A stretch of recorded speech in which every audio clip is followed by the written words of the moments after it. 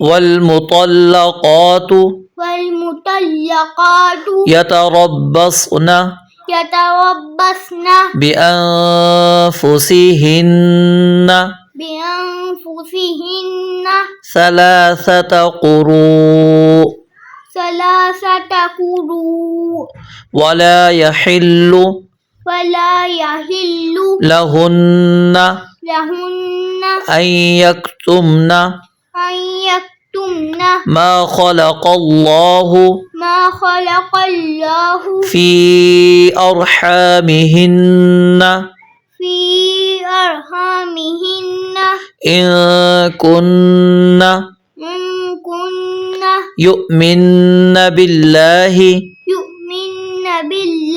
واليوم الآخر وبعولتهن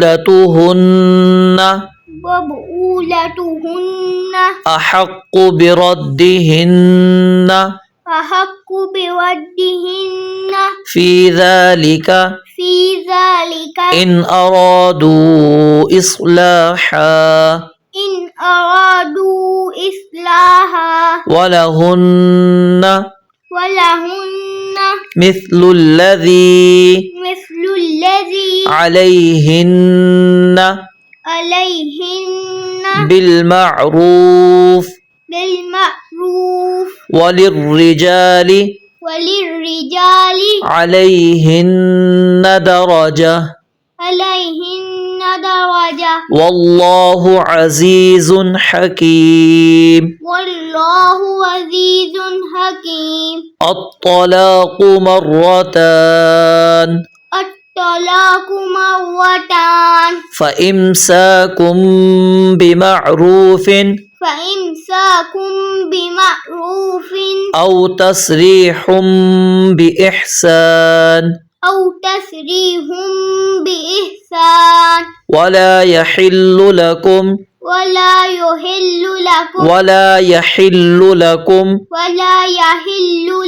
أن تأخذوا مما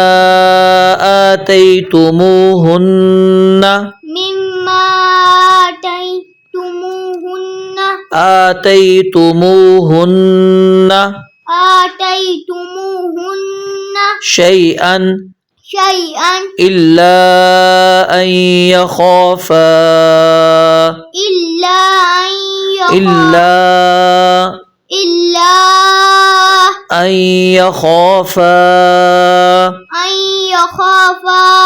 ألا يقيما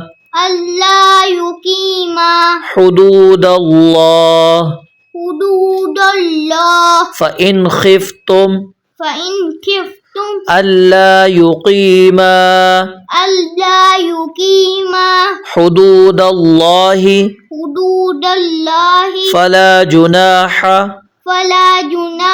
عليهما فيما افتدت به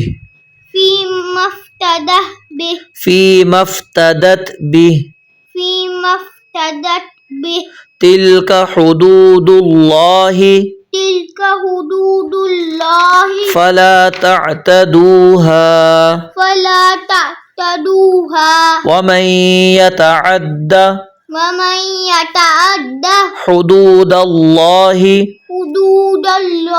فأولئك هم الظالمون